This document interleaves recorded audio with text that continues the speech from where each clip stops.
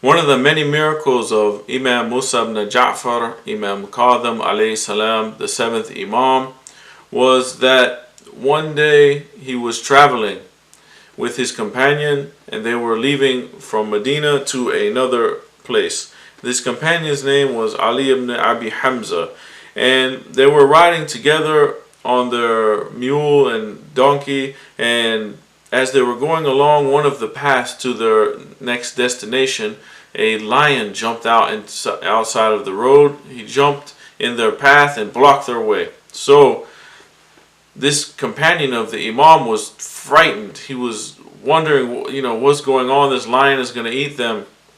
And then he noticed that the lion was staring at the Imam, and that the Imam was totally calm. He wasn't worried about it. So the Imam kept going forward. And then this lion, he came and put his foot onto the stirrup, or the place where you put your foot on the riding animal.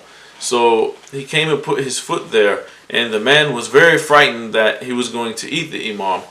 So he was watching all of this in amazement, and the lion started muttering some things to the Imam, and the Imam was replying to him. And we see that the lion, after this, it was sort of like a conversation, but the man couldn't understand what was going on, the one narrating it, but he was watching it. And then the lion went off back to the side of the road, and then he saw Imam Kadhim alayhi salam. He turned his face toward the qibla, and then it was as if he was making a dua, and he began to pray, and he moved his lips in such a way that the man didn't understand what he was saying. The narrator, the companion that was with the Imam, he didn't know what he was saying, but he saw that the Imam was praying for this lion. And then he indicated to the lion with his hand that he should go ahead and leave now. And the lion started muttering some sounds and things for a long time. And then Imam Kadhim alayhi salam was saying Ameen, Ameen behind what the lion was saying. So after this, the lion went away. Imam Kadhim started continuing on his way, and his companion is just in amazement, and he was terrified and scared. For 1 minute he thought he was going to die. He thought that the lion was going to eat him and the Imam, and basically he thought he was going to be the lion's supper for that night. And that the Imam just, he asked the Imam, he said, so what is going on here? Like, what happened? What was all that about? So the Imam told him that the lion came to him and complained of a difficulty that the lion's wife, if we can say, was having a child, and it was having difficulty in the birth.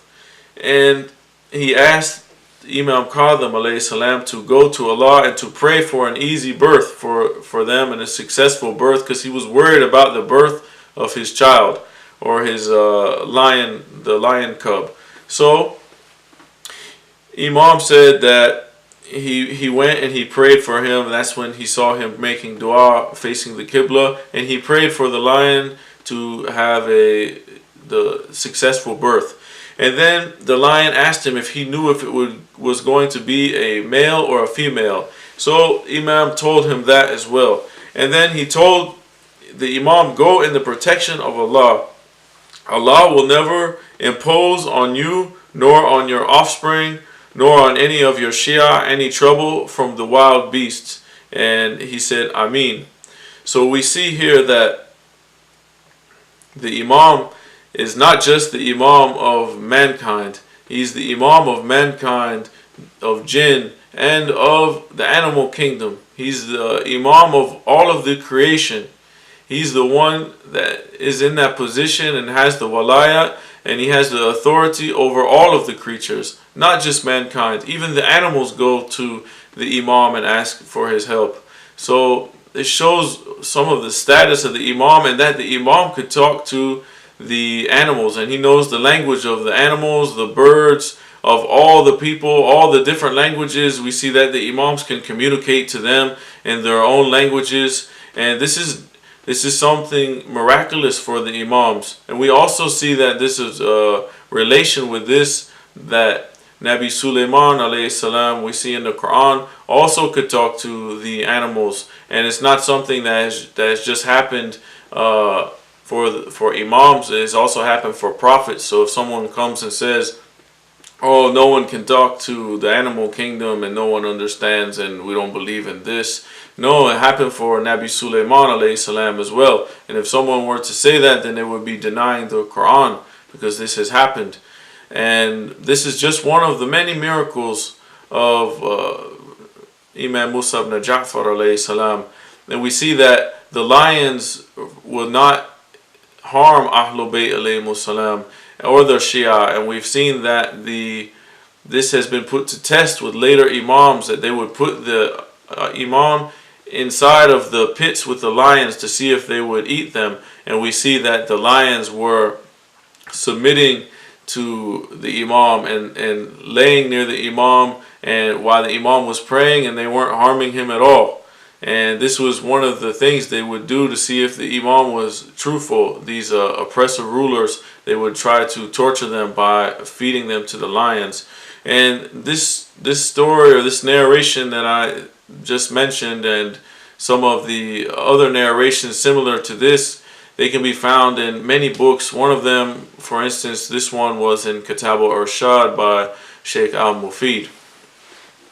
And there's many more in this book about all of the Imams, and if we look into it, this is just one of the many miracles of Imam Kadhim alayhi salam, and may Allah allow us the time and the put the effort and help us put the effort into studying the life of our Imams to find out more miracles that they performed.